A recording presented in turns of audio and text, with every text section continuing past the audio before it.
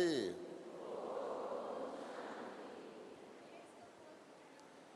आज हम सब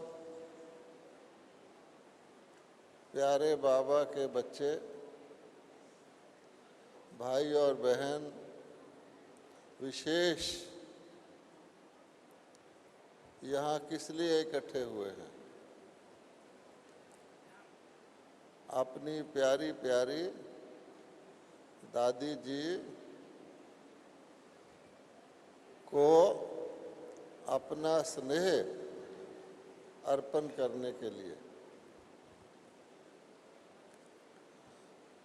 सरस्वती को तो कहा गया है गुप्त थी। आप में से बहुत थोड़े आत्माओं ने मम्मा को देखा होगा। सरस्वती गुप्त और ब्रह्मा बाबा लुप्त, वो चले गए सूक्ष्म वतन में। आप बहुत थोड़ों ने ब्रह्मा बाबा को भी देखा होगा, लेकिन जो शक्ति बीज रूप हमारे निराकार परमात्मा ने बाप और माँ को दी, उस शक्ति को प्रत्यक्ष करके प्रकट रूप में, साकार रूप में जिसने हम सबको ट्रांसफ़र किया। जितने भी इस हॉल में भाई बहन बैठे हैं, डायरेक्टली उनका हमारी दादी प्रकाशमणि जी को ही हम कहेंगे, जिन्होंने हम सबको वो सारी शक्ति और जो भी ज्ञान की प्रॉपर्टी है हम सबको पास ऑन की। जिस विशाल हॉल में आप बैठे हैं, जिसका नाम डायमंड हॉल है, ये किसने बनवाया? ये दादी प्रकाशमणि जी ने ही बनवाया।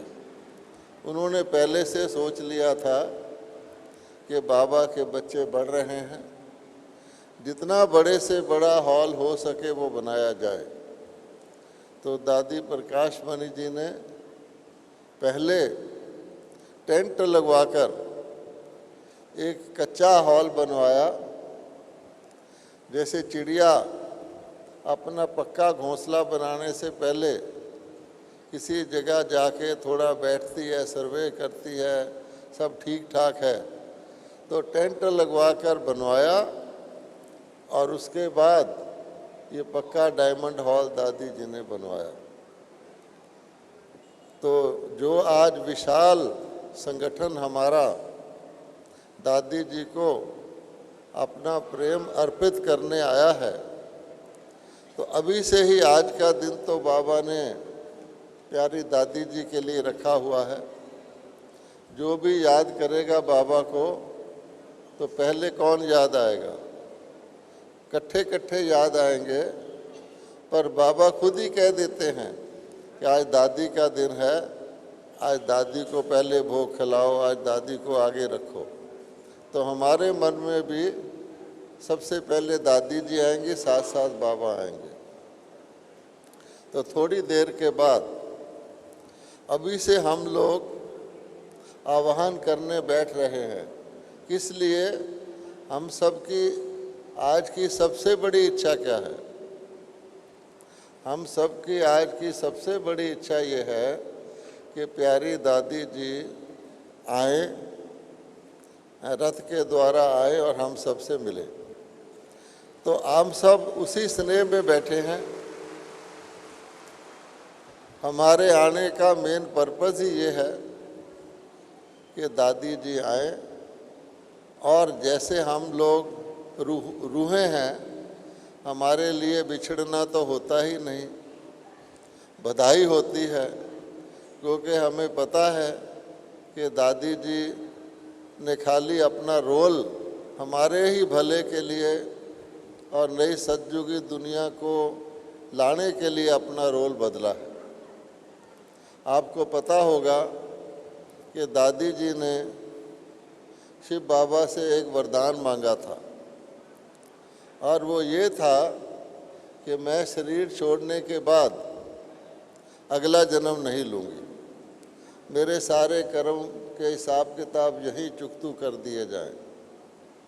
और दादी जी ने अंत में हम सब ने देखा, हमने तो उनको लास्ट प्राण त्यागते हुए भी देखा कि बाबा कहते थे बच्ची थोड़ा सा और है, थोड़ा सा और है, तो उन्होंने अपना अंतिम हिसाब किताब चुकतू किया। और ऐसे किया जैसे हम सबको भी करना चाहिए। दादी जी के अंतिम दिनों में शरीर के, उनकी बॉडी के अंदर कई प्रकार के ट्यूब्स लगे हुए थे, और उनका डॉक्टर आया, उसने कहा आप कैसी हैं? दादी जी ने कहा मैं बिल्कुल ठीक हूँ। उसने कहा मैं आपका डॉक्टर हूँ, मुझे पता है आपको इतने ट्यूब लगाए हुए हैं, आप खुशी से कह रही हैं मैं बिल्कुल ठीक हूँ? क्योंकि शरीर को देखते ही लगता था कि बहुत सारी दवाइयाँ, बहुत सारी नालियाँ लगी हुई हैं। तो दादी ने कहा मैं बिल्कुल ठीक हूँ, आपने प्रश्न गलत पूछा है। आपने प्रश्न पूछा है आप कैसी हैं, मैं तो बिल्कुल ठीक हूँ। अगर आप ये पूछते आपका शरीर कैसा है तो मैं थोड़ा बहुत बताती। अब आप इससे अंदाज़ा लगा सकते हैं कि हिसाब किताब चुकतू करते हुए भी दादी जी की क्या स्टेज थी। अब जब दादी जी ने शरीर छोड़ दिया, अब बाबा को पता है कि इनको अगले कार्य के लिए बहुत ही पावरफुल आत्मा चाहिए, जो कि नई सृष्टि के परिवर्तन के लिए प्योरेस्ट और मोस्ट पावरफुल हो, क्योंकि सारा सिस्टम ही बदलना है, जन्म मरण के तरीका ही बदलना है। तो दादी जी को बाबा ने कहा कि तुमने वरदान तो मांगा हुआ है, तुम फ्री आत्मा हो, अगर तुम चाहो तो तुम अपनी बॉडी में वापस भी जा सकती हो, यहाँ तक बाबा ने कहा। लेकिन ये रोल आपके लिए बहुत आवश्यक है, ये आप ही कर सकती हैं और कोई नहीं कर सकता। तो दादी जी ने एक आज्ञाकारी, फरमाबरदार, मास्टर त्रिकालदर्शी होते हुए स्वीकार कर लिया कि ठीक है बाबा, मैं अगले जन्म में जाऊंगी। परंतु बाबा ने उनको वरदान दे दिया कि आप जब चाहो आप फ्री हो। तो तब से लेकर अमृत वेले दादी जी वहाँ आती हैं और आकर के बाबा के साथ मिलती हैं, स्वतंत्र आत्मा होते हुए निमित्त मात्र पाठ बजा रही हैं। तो यदि हम देखें तो ब्रह्मा बाबा से नेक्स्ट, जैसे हम कहते हैं Krishna is next to God, ऐसे नेक्स्ट टू ब्रह्मा बाबा, क्योंकि बाबा हमेशा एग्जाम्पल देते हैं चांद, सूर्य और सितारों की, कि बाप और माँ तो अलग हैं, लेकिन सितारों में अगर कोई चमकता हुआ सितारा है, सुबह के वक्त आप देखेंगे एक स्पेशल स्टार होता है, बहुत ब्राइट होता है, उसको मॉर्निंग स्टार कहते हैं, वो हमारी प्रकाशमणि दादी है। जैसा उनका नाम है, उनका यादगार भी आकाश में सितारे के रूप में पक्का लगा हुआ है। कोई भी आत्मा सुबह जब चांद के साथ देखेगी तो एक बड़ा ब्राइट स्टार देखेगी। अब ऐसी दादी जी, हम सब जानते हैं कि ब्रह्मा बाबा तो शिव बाबा के रथ थे, लेकिन एक ह्यूमन सोल होते हुए, एक आत्मा होते हुए जो कार्य दादी जी ने किया है, वो हम सब के लिए बहुत ही फ़ख्र की बात है, बहुत ही फ़ख्र की बात है। कैसे कि जब दादी जी ने, ब्रह्मा बाबा ने जब 18 जनवरी 1969 में अव्यक्त हुए, तो दादी जी ने वो रिस्पॉन्सिबिलिटी ली। बाबा ने उनको अपना सारा शक्ति, सारी रिस्पॉन्सिबिलिटी उनको ट्रांसफ़र की। ये उसी प्रकार का सीन है जैसे श्री लक्ष्मी श्री नारायण अपने अगले श्री लक्ष्मी श्री नारायण को ताजपोशी करते हैं, सिंहासन पर बैठाते हैं। वो सतयुगी ट्रांसफ़र है और ये संगम युगी ट्रांसफ़र है किया। तो दादी जी ने उस रिस्पॉन्सिबिलिटी को कि मान लो हमें करते, आपको करते, किसी और को करते, तो हम किस दशा में होते, और उन्होंने उसको किस प्रकार से इतना कुशलतापूर्वक निभाया जो कोई निभा ही नहीं सकता था। तो हमारा अनुभव ये है कि पहली बात जो दादी जी के अंदर फर्स्ट डे से लेकर देखी गई वो थी निमित्त भाव। निमित्त, दादी जी हमेशा कहते थे कार्य बाबा का है, मैं निमित्त हूँ, और निमित्त भी पूरा निमित्त हूँ। ऐसे नहीं कि बाबा का कार्य है तो मैं निमित्त हूँ, बाबा ही करेगा, नहीं, जितना मैं कर सकूँ ज़्यादा से ज़्यादा निमित्त हूँ मैं करूँ, करवाने वाला बाबा है। कभी भी दादी जी ने ये नहीं कहा मैंने किया। मैं शब्द दादी जी की डिक्शनरी में था ही नहीं। अगर आप देखें, दादी जी मुरली सुनाती थी। अब दादी जी मुरली सुनाती थी, अंत तक भी सुनाती रही। जब पूरा नहीं सुना सकती थी तो लास्ट पेज सुनाती रही। फिर आती थी कि दादी सुना रही थी, मैं बीच में आ गई हूँ, फिर वो सुनाती थी एक पेज। तो दादी जी जब मुरली सुनाती थी उसमें विशेष बात क्या थी? जैसे कोई पोस्टमैन किसी की चिट्ठी किसी को डिलीवर करता है तो पोस्टमैन पोस्टमैन ही रहता है, वो उसकी चिट्ठी खोल के पढ़ता नहीं, उसके हाव भाव नहीं लगाता।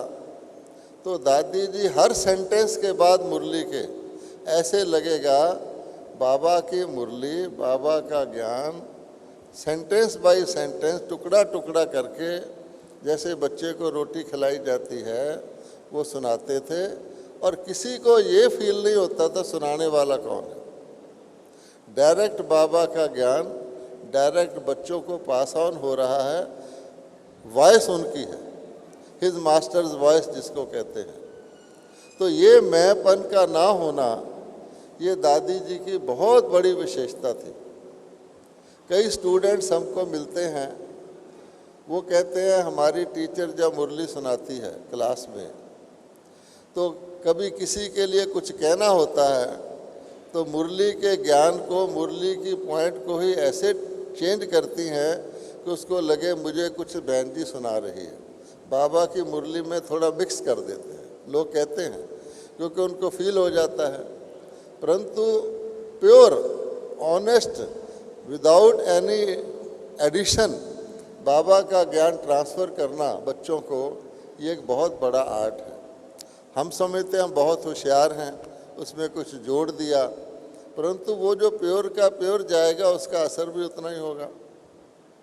इसी प्रकार से दादी जी विदेश की यात्रा से आती थी या किसी प्रकार से यात्रा करके आती थी, तो जब दादी जी अनुभव सुनाती थी तो उनके अनुभव में यही होता था कि भावना है, बाबा की कमाल है, बाबा ने हमको भेजा। बच्चे बाबा बाबा करती थी। कभी दादी जी के अनुभव सुनाने में मैं शब्द नहीं आता था कि मैं वहाँ गई, मैं वहाँ के राष्ट्रपति से मिली ना। और कोई भी अनुभव सुनाएगा तो आपको थोड़ा फर्क महसूस हो जाएगा कि मैंने ऐसे किया। तो उससे क्या होता था कि हमारे अंदर दादी जी के लिए अति श्रद्धा, अति प्रेम, जैसे वो हमारा ही रिप्रेजेंटेटिव बन के वहाँ गई हों, हमें खुशी होती थी। और कोई और करे तो व्यक्ति के अंदर कंपटीशन का भाव, ईर्ष्या का भाव थोड़ा सा पैदा हो सकता है, क्योंकि उसमें मैं आई हुई है। तो ये एक विशेषता निमित्त बनने की दादी जी में थी। और हमने देखा जो निमित्त बन के कार्य करता है उसका अर्थ ये होता है कि परमात्मा का कार्य कर रहा है, तो परमात्मा की शक्ति, परमात्मा की ग्रेस और रौनक उस कार्य में आ जाती है। तो हमें दादी जी के इससे यही सीखना चाहिए कि हम जितने निमित्त भाव रखेंगे, जितना निमित्त भाव रखेंगे, तो उसके बाद वाली जो दो चीज़ें हैं, निर्माण भाव और निर्मल भाव, वो ऑटोमेटिक आ जाएगा। दूसरी एक खास बात हम सब जानते हैं, जो दादी जी सभा में भी कहा करती थी, वो थी सच्चाई। आप देखेंगे सच्चाई तो है ही, परंतु प्योर सच्चाई। दादी जी बड़ी बड़ी सभाओं में पूछा करती थी, आपको याद होगा कि इस सभा में ऐसा कोई है जिसने कभी झूठ ना बोला हो, पूछती थी। और सारी सभा में एक भी व्यक्ति हाथ नहीं उठाता था कि मैंने कभी झूठ ही नहीं बोला। अब आप सोचिए, झूठ का जो डेफिनेशन है, छुपाना, थोड़ा सा अपनी कमज़ोरी के ऊपर थोड़ा कवर करने की कोशिश करना, या कुछ चीज़ को ज़्यादा बताने की कोशिश करना, तो ये भाव भी दादी जी में नहीं था। और फिर कहती थी, मैंने कभी झूठ नहीं बोला, ज़रूरत ही नहीं। जिसका अंदर बाहर इतना क्लीन हो सारी लाइफ भर, तो वही दादी जी थी। इसलिए उनकी सच्चाई से हमें ये सीखना चाहिए, अगर हमें कभी भी किसी बात को छुपाने की या थोड़ा सा मिक्स करके बताने की या ना बताने की आदत है, तो हम समझ लें थोड़ा सा परछाया उस रोशनी के अंदर है। तीसरी बात उनकी थी सादगी। अब सादगी बाहर की भी होती है, सादगी अंदर की भी होती है। तो अंदर की सादगी बाहर की सादगी में रिफ्लेक्ट होती है। ये सादगी हमने ब्रह्मा बाबा में भी देखी और मातेश्वरी जी में भी देखी कि आध्यात्मिकता का अर्थ ही है सादगी। जितना व्यक्ति सादा, सीधा सादा कहते हैं, उतना ही वो सीधा और उतना ही वो उसकी आध्यात्मिकता प्रत्यक्ष होगी। अगर सादगी को डेकोरेट किया जाए, सादगी बाय इटसेल्फ डेकोरेशन है। तो दादी जी का ये था, अगर आप 100 बहनों के अंदर दादी जी को खड़ी कर दें और कोई व्यक्ति आए, उसको आप कहें बताओ हमारी दादी कौन है, तो नहीं बता सकता। दादी जी ने कभी घड़ी नहीं बांधी, कभी एक्स्ट्रा चीज़ नहीं रखी, उनका जूता भी नॉर्मल था। सादगी इतनी थी कि दादी जी ने किसी को कभी स्पेशल टोली भी नहीं दी। हम भी टोली देते हुए सोचते हैं ये ज़रा ऐसा व्यक्ति है, इसको ऐसी टोली दे दो। जो टोली का पैकेट बना हुआ था दादी जी मंगवाती थी और दे देती थी। तो ये है सादगी। और उसका भाव ये था कि हर व्यक्ति को वो बराबर देखती थी, रिगार्ड हर एक को बराबर का प्रेम देती थी। तो जब किसी को बराबर का प्रेम दिया जाता है, छोटा बड़ा नहीं देखा जाता है, तो वहाँ लोगों को लगता है ये भगवान का घर है, परमात्मा का घर है। रिगार्ड देती थी, रिगार्ड नेचुरली जिस व्यक्ति में ज़्यादा खींचने की शक्ति थी वो खींचता था। ऑटोमेटिकली कोई व्यक्ति प्योर होगा तो दादी जी के क्लोज आ जाएगा, थोड़ी सी प्योरिटी कम होगी तो अपने आप ही दूर हो जाएगा, भले पास ही बैठा हो। तो यह जो शक्ति है सादगी की, ये हमारे को जितनी हम धारण करते हैं, आप देखेंगे मम्मा में भी बहुत सादगी थी और बाबा ने तो हमको सादगी सिखाई। एक ज्वेलर टाट की 4 बांस लगा के टाट बांध के उसकी टॉयलेट होता था ब्रह्मा बाबा का। सिंपल ड्रेस सारी लाइफ पहनता था। अगर कोई माता स्वेटर बुन के ले आए या कोई स्पेशल, थोड़ी देर उसको पहन लेता था। तो ये जो सादगी है, ये दादी जी ने फिर हमारी बहनों को पास ऑन की है। कहते हैं कि कलयुगी दुनिया की किसी चीज़ में आँख नहीं डूबती, तो वो आँख नहीं डूबने वाली चीज़, जिसकी आँख नहीं डूबेगी वही सीधी आँख रखेगा, वही आँख मिला के देख सकता है, वही आँखों के द्वारा अपनी शक्ति पास ऑन कर सकता है। अब आप देखिए मैं आपको एक दो अनुभव सुना रहा हूँ। दादी जी, दिल्ली में हमारी खुशकिस्मती है कि दिल्ली में दादी जी हमारी टीचर होके भी रही हैं, हमारे सेंटर की टीचर इंचार्ज होके भी रही हैं। हमने उनके साथ किचन में भोजन किया है, एक ही किचन में। और उस समय मैं चार्टर्ड अकाउंटेंसी का इम्तिहान देने जाता था और मुझे पता था कि इम्तिहान बड़ा मुश्किल है और ज्ञानी व्यक्ति जो ज्ञान में आ जाता है वो ख़ास तौर पे पढ़ाई में इतना ध्यान नहीं देता, हो ही नहीं सकता। आपको बेहद का ज्ञान मिल रहा है, आप पढ़ाई भी पढ़ रहे हैं, आप उसको बाय द वे लेते हैं। परंतु मैं एक असूल बनाया हुआ था कि उसमें परीक्षा में कंसंट्रेशन चाहिए और अगर मैं दादी जी से दृष्टि लेके जाऊंगा तो मेरी कंसंट्रेशन रहेगी। तो मैं डेली अपना पेपर देने से पहले दृष्टि लेके जाता था और उससे उन दिनों में फर्स्ट अटेम्प्ट में कोई चार्टर्ड अकाउंटेंसी पास करे 1956 में बहुत कम था, 7% उसका रिजल्ट था। पर मैं सोया हुआ था, मेरे लौकिक भाई ने कहा आपका पास में नाम आ गया। तो मैंने सोचा ये दादी जी का कमाल है कि देखो कम ध्यान देते हुए भी उनकी शक्ति से ये हो गया।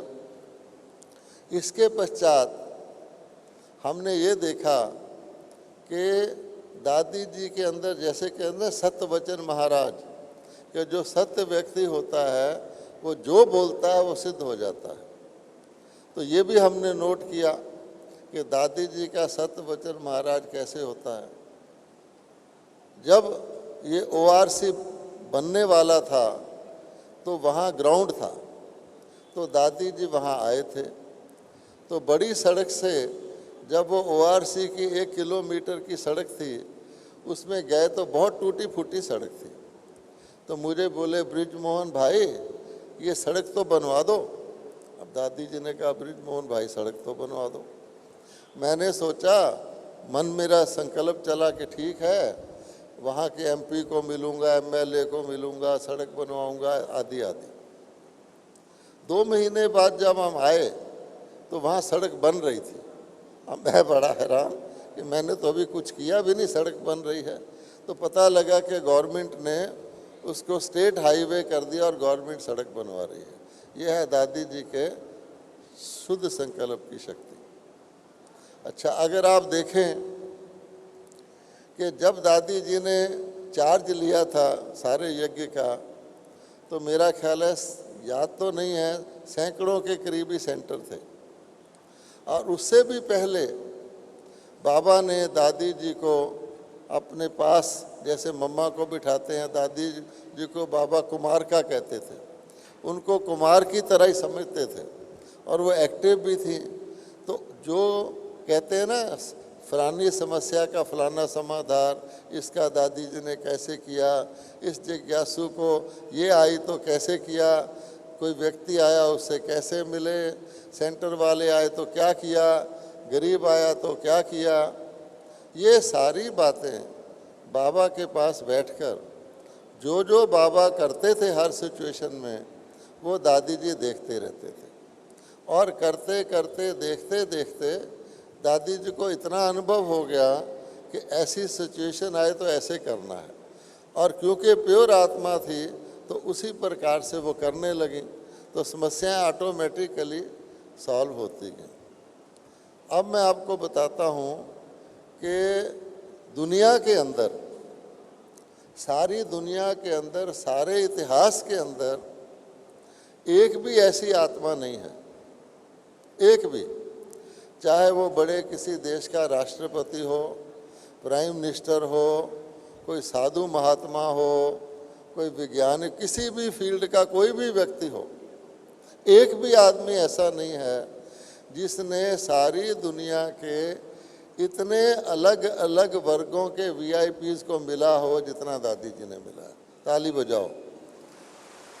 आप देखो कि दादी जी की अगर आप रिकॉर्ड देखो कितने देशों के राष्ट्रपतियों से, कितने देशों के प्रधानमंत्रियों से, कितने देशों के धर्म नेताओं से, कितने देशों के वैज्ञानिकों से, हर वर्ग के बड़े बड़े व्यक्तियों से जितना दादी प्रकाशमणि मिली है कोई नहीं मिला। ये आपको खुशी की बात है। कैसे मिला? अब देखिए कि हर व्यक्ति जिसको आप मिलते हैं उसके अंदर अपना होता है।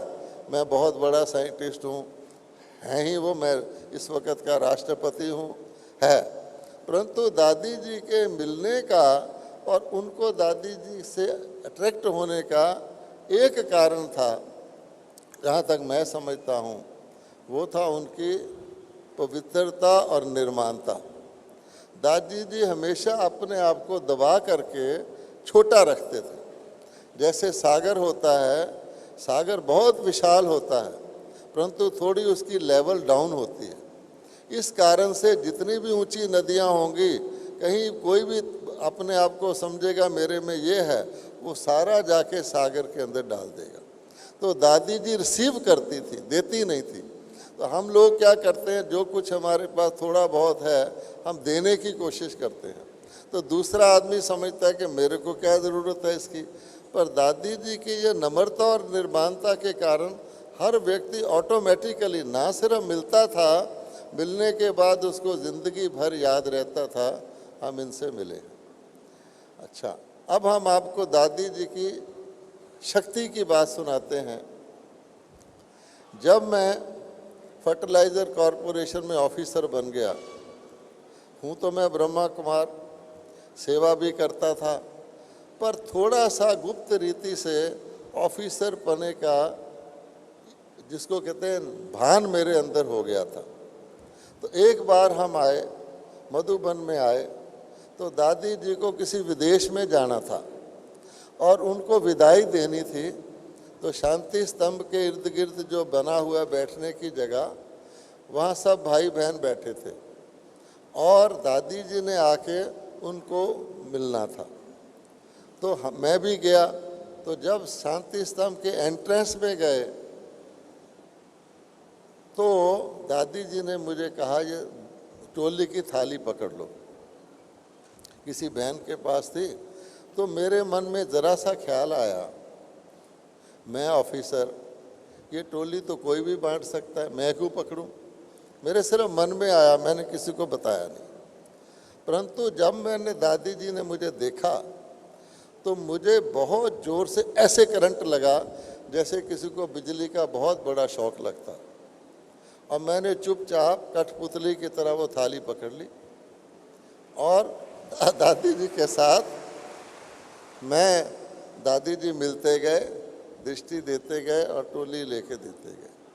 और उस समय मुझे जो आनंद मिला, सुख मिला, अति इंद्रिय सुख मिला, वो आज तक मुझे याद है कि दादी जी दे रहे हैं, हम तो उसके साथ खड़े ही हैं, परंतु वो पकड़ने का वो जो अभिमान था, भान था, वो निकल गया।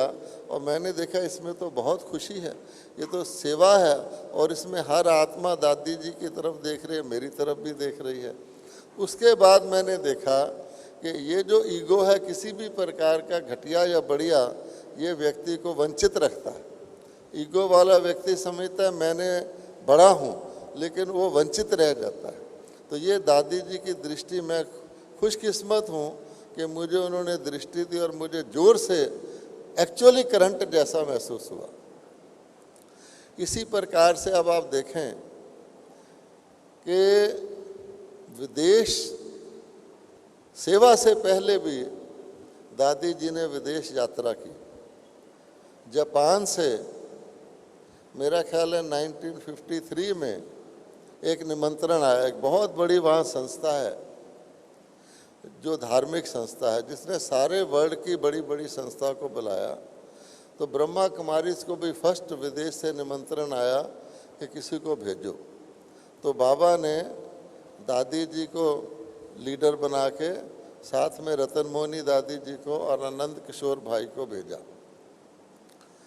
तो इसका मतलब ये हुआ कि दादी जी के विदेश जाना, जैसे कहते हैं ना, कोई एक्सपोर्ट क्वालिटी चीज़ होती है कि जा कर के इतने सारी धर्म संस्थाओं में, इंटरनेशनल में जा कर के मिलना है, ब्रह्मा कुमारी का इमेज बताना है वो गई।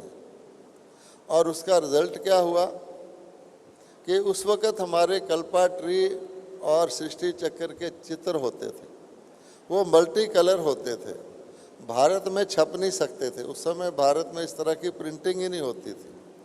तो वहाँ के उस संस्था वालों ने देखकर इन चित्रों को भी अप्रिशिएट किया और उसको प्रिंट करा दिया, उसको बहुत सारी संख्या में प्रिंट करा दिया, जो शिप के द्वारा वो चित्र आए यहाँ पर। तो ये उनका प्रभाव है। तो फर्स्ट टाइम दादी रतन मोहिनी जी, आनंद किशोर जी और दादी प्रकाश मणि जी वहाँ गए। अच्छा, इसके पश्चात दादी जी के ही चार्ज के अंदर विदेश सेवा 1972 में शुरू हुई। और आज देखो, अगर देखा जाए तो यूनाइटेड नेशंस की मेंबरशिप शुरू में 3-4 बहुत बड़ी बड़ी इंटरनेशनल कॉन्फ्रेंसेस हुई थी, यूनिवर्सल कॉन्फ्रेंसेस आबू में, जिसमें हर एक में यूनाइटेड नेशंस का एक बड़ा व्यक्ति आता था। दादी जी की कमाल है, हमने उनको खुद न्यूयॉर्क में एक बहुत बड़ा चर्च है जिसको कैथीड्रल ऑफ सेंट जॉन कहते हैं, उसके अंदर प्रोग्राम हुआ। तो मुझे वो सीन नहीं भूलता, दादी जी वहाँ भाषण कर रही हैं, जयंती बहन ट्रांसलेट कर रही है, सारी दुनिया की आत्माएं सुन रही हैं। यूनाइटेड नेशन का असिस्टेंट सेक्रेटरी जनरल उसका चेयरमैन है। तो ऐसे जैसे कोई इंटरनेशनली एक्सेप्टेड फिगर होता है। हम दादी जी के साथ अफ्रीका गए 1981 में नवंबर में। ऐसे ही जो माउंट आबू में जो ऊपर वाला मेडिटेशन हॉल है, उसमें दादी जी की विदाई हुई कि दादी जी को अफ्रीका जाना। तो नीचे आए तो मैंने कहा, दादी जी आप अफ्रीका जा रहे हैं? कहते हाँ। मैंने कहा मैंने तो हवाई जहाज़ भी नहीं देखा आज तक। ऐसे ही सह स्वभाव में, अच्छा तुमने हवाई जहाज़, तुम चलो अफ्रीका चलो। अब देखिए, अच्छा मेरा वो भी बन गया, पासपोर्ट भी बन गया, मैं उनके साथ अफ्रीका गया। तो मुझे ट्रॉली चलानी भी नहीं आती थी, तो दादी जी ने खुद ट्रॉली पकड़ के मुझे चला के दिखाई कि ऐसे ट्रॉली चलाते हैं एयरपोर्ट पे। अच्छा, फिर वहाँ पर जा कर के वहाँ एक राष्ट्रपति था अफ्रीका का, डेनिस आरब मोई कुछ ऐसा उसका नाम था। तो उसने उसका उद्घाटन करना था और मेरी खुशकिस्मती थी कि मैं दादी जी के प्रवचन को इंग्लिश में ट्रांसलेट करता था। तो वहाँ मैंने विनाश पर भाषण करते करते एक जगह विनाश का बोल दिया। तो सारे अफ्रीका के भाई बहन बोले विनाश का नहीं बोलना, यहाँ पर विनाश का नहीं बोलना। अनुभव किया। इसी प्रकार से मैं दादी जी के साथ कई बार विदेश यात्रा में गया हूँ। तो उनके साथ सीखते सीखते जब मैं पहली बार न्यूयॉर्क गया तो बहुत बड़ा प्लेन था, उसमें फ़िल्म दिखाई जाती थी। अच्छा, तो मैं दादी जी के पास ही बैठा था। जो ही फिल्म शुरू हुई तो दादी जी ने मेरे से बातचीत शुरू कर दी। तो मैंने कहा कि दादी जी मेरे से फटाफट, वैसे भी मैं दादी जी से फिल्म तो मैं देखता नहीं, परंतु दादी जी ने सोचा ये फिल्म ना देखे, इसका ध्यान ना जाए, मेरे से बातचीत शुरू कर दी। तो वहाँ जो एयर होस्टेस थी, मैं पीछे गया बाथरूम तो मुझे कहती शी इज़ योर मदर। मैंने कहा क्यों? तो उसने नोट किया था, कहती कि उन्होंने फटाफट आपसे बातचीत शुरू कर दी। मैंने कहा नहीं नहीं, हमारा स्नेह है। तो आइडिया ये है कि हर व्यक्ति को बचाने के लिए, एक बार मैं बॉम्बे गया तो मुझे नहीं पता था ताड़ी क्या होती है। तो मैं सेंटर में गया और सचमुच उसके नीचे एक नारियल वाले की दुकान थी। मैंने समझा ये नारियल पानी है, तो मैंने एक गिलास उससे पी लिया। जब मैं ऊपर गया तो दादी जी ने मुझे कहा देखो बॉम्बे में ताड़ी मिलती है, वो नहीं पीना। मैंने कहा वो क्या होती है? कहती वो नारियल। मैंने कहा वो तो मैं पी के ही आया हूँ। तो बोले कि नहीं नहीं, इसमें नशा होता है। तो मैंने देखा उनको इतना भी ध्यान रहता था कि नया व्यक्ति है, इसको क्या पता। ऐसे ऐसे करके हमने सीखा।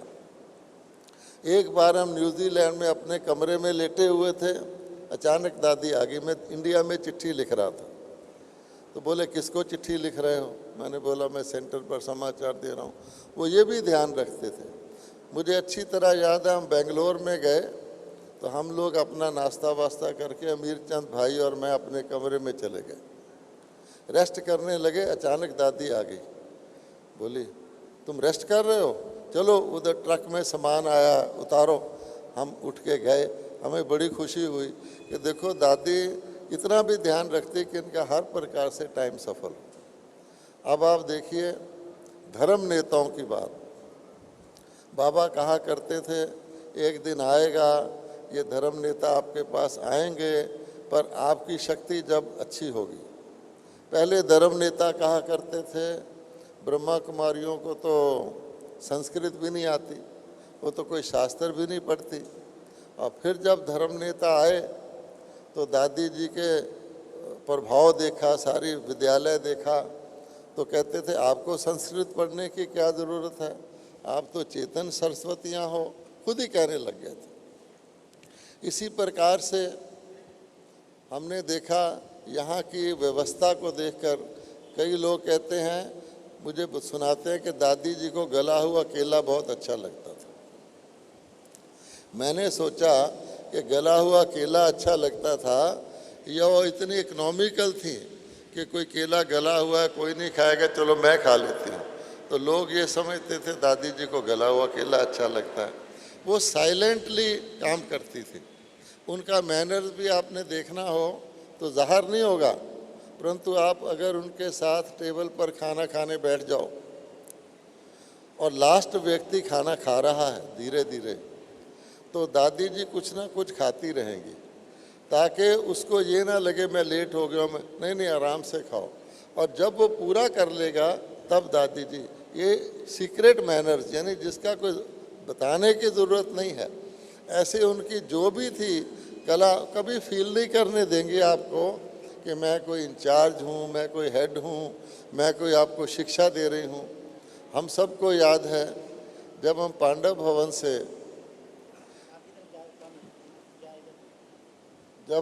भवन से जाते थे कभी पिकनिक करने के लिए किसी गार्डन में, तो भाई लोग गीत गाना शुरू कर देते थे बस में, दादी भी साथ गीत गाना शुरू कर देती थी।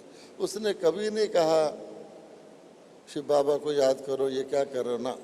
हमको खुद ही रियलाइज़ हो जाता था कि हम शायद कुछ गलत कर रहे हैं। ये है अच्छा, कोई काम करेंगे हमको जैसे शीशा होता है ना चलता फिरता, कभी हम ज़ोर से बोल दें, उसका प्रभाव भी हमने देखा। एक बार हम ऊपर एक है इंद्रप्रस्थ, वहाँ हम लोगों को कमरा दिया गया था जिसमें 3 भाई थे।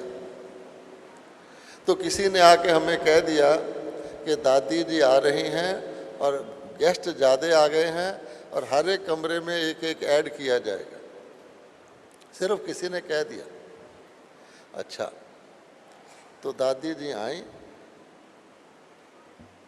तो हमने कहा आते ही, क्योंकि किसी ने कह दिया था, तो हमने कहा दादी देखो ना यहाँ तो ऑलरेडी 3 लोग पड़े हैं, यहाँ कौन आएगा, हैं क्या जगह है किसी की। उन्होंने कुछ नहीं कहा, ना बोला ना सुना, हमने बोल दिया, चले गए। रात को अचानक मेरी आँख खुली तो ज़ोर से जैसे धड़ाम करके आवाज़ आई। क्या था कि मेरी शीशे की थर्मस मेरी कोनी लगने से गिर के टूट गई थी। अब मैंने सोचा मैं 6 दिन से यहाँ हूँ, ये थर्मस यहीं रखी रहती है, पहले क्यों नहीं टूटी। तो फिर मैंने सोचा कि आज दादी जी से ऐसे बोला है, उसका ये प्रभाव है कि देखो डिस्टर्ब हो गया माइंड तो थर्मस टूट गई। इस प्रकार से हम लोगों ने अनेक प्रकार की, कभी हमने किसी वक्त किसी ने दादी से कुछ ज़ोर से बोल दिया हो, आप 2 मिनट बाद जाएंगे दादी को कभी याद नहीं होगा कि वो व्यक्ति ने ऐसे उसी तरह उससे प्यार से बात करेगी। तो हम देखते थे कि ये है कि व्यक्ति को शिक्षा देती है। इस तरह करते करते करते करते अब आप देखिए कितने राष्ट्रपति यहाँ आए दादी जी की निर्माणता। राजीव गांधी आया, राजीव गांधी ने भाषण किया, तो उसके बाद बाहर आया तो उसकी भी कार थी, दादी जी की भी कार थी ओम शांति भवन के बाहर। तो बहन जी ने पूछा आप कैसे जाएंगे कार, कहते जैसे दादी जाएगी। दादी पैदल गई, वो भी पैदल गया। ये है प्रभाव। इसलिए बड़ा हो या छोटा, रॉयल्टी अंदर की, रॉयल्टी संस्कारों की, रॉयल्टी स्नेह की, रॉयल्टी नम्रता की, निर्माणता की और सच्चे प्यार की। और किसी प्रकार की बाहर की रॉयल्टी कभी दादी ने रखी नहीं। बिल्कुल सिंपल, हर एक को लगेगा मेरी दादी है और हर एक को प्यार रहेगा। इस प्रकार से दादी जी ने इसको चलाया। इतने वार्षिक उत्सव, इतने महायज्ञ, इतने कॉन्फ्रेंस भारत में, इतने विदेशों में, अगर दादी जी की लिस्ट बनाओ तो मेरे ख्याल में दुनिया की कोई ऐसी आत्मा नहीं है जिसने इतने समय में इतनी सेवा, इतना विस्तार किया हो, फिर भी निर्माण की निर्माण रही हो। इसलिए आज हम सब आह्वान करेंगे प्यारी दादी जी का, जो उन्होंने हमें सिखाया है, जो सारी बहनों के अंदर उन्होंने संस्कार भरे हैं, सारे बहन भाइयों के अंदर भरे हैं, हर एक के अंदर अपनापन दादी मेरी दादी है हर एक को फील होगा, वो उन्होंने पैदा किया है। वो हम सबको भी आगे दूसरों को पास ऑन करना चाहिए। और दादी जी की जो भी हमारी व्यक्तिगत स्मृतियां हैं उसको आज हम सामने लाएं तो आप देखेंगे, आप बैठे बैठे बॉडी कॉन्शियस को छोड़ के एक अलौकिक जगह चले जाएंगे जहां आपको अपने और दादी के साथ के सारे संस्मरण आएंगे। ओम शांति।